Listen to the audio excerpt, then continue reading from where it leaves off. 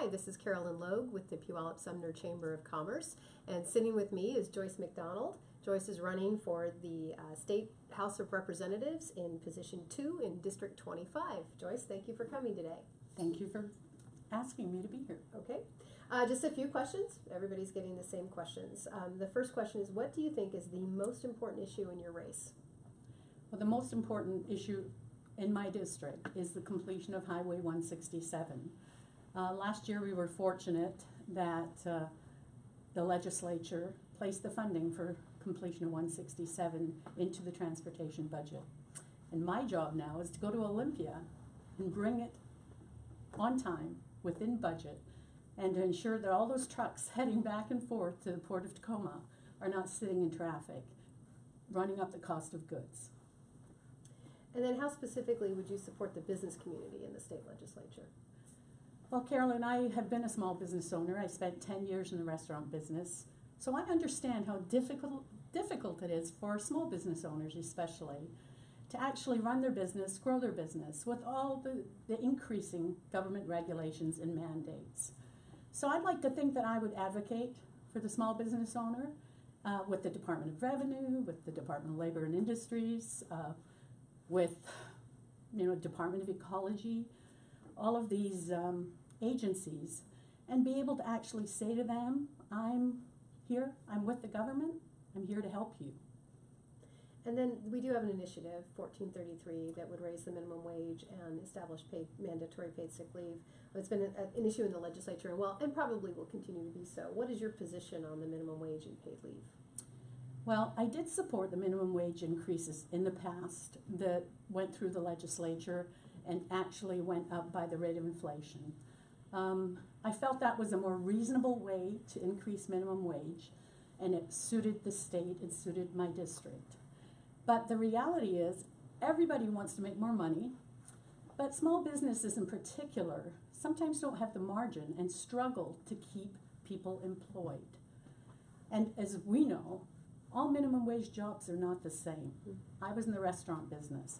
We had 16 employees. They were minimum wage employees, but the average wage was $24 an hour.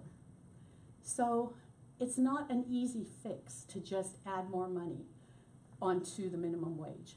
By doing that, you drive up the cost of goods and services, and at the same time you hurt retirees and others on fixed incomes who now have to pay the increased costs, but they don't get an increase in their wages.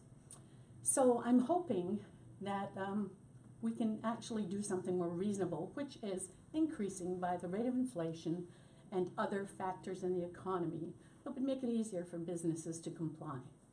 As far as the paid leave, I don't think most small businesses can afford that, and I would not want to risk shutting those businesses down so that we would have no jobs, minimum wage or otherwise. Okay. What tax increase would you support, if any? None. And I know that the Democrats in Olympia are trying to put in a state income tax. I know my opponent's promoting that. I think that we are taxed enough. Washington State is one of the highest taxed states in the nation. And every year the state budget increases. So I think that we just need to learn to use our money that we have more wisely and actually prioritize government. You know, that's a unique term, the thought of prioritizing, but people in business do it every day. Okay. Any specific jobs that you would bring to this community, and how would you do that? Well, I serve currently as the president of the Economic Development Corporation of Pierce County, and also serve on the Economic Development Board. So I understand how important it is to retain good family wage jobs and employers here in our county, and at the same time try to draw other businesses here to the state or to the county. A way to do that is to continue to decrease burdensome mandates and regulations on business. We want to keep the regulations that make sense. We want to do the right thing. But sometimes when you have bureaucracies making those decisions, they don't have any understanding of what it takes to sign the front of a paycheck and to keep creating jobs. Government does not create jobs. People who take risks create jobs. So I want to do everything I can to keep good family wage jobs here in all sectors of the community. Thank you very much. Thank you for coming.